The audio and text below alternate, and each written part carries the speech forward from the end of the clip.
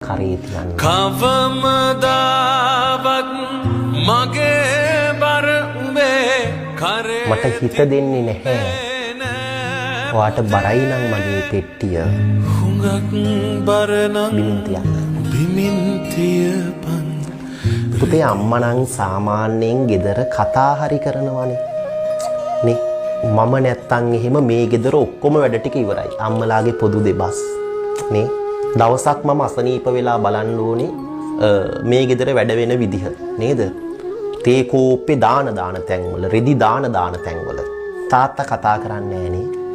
තාත්තා සමහර වෙලාවට හවසට පුටුවක වාඩි වෙලා ඔහේ බලාගෙන ඉන්නවා. ඔළුවේ කොච්චර බරක් ඇද්ද නේද?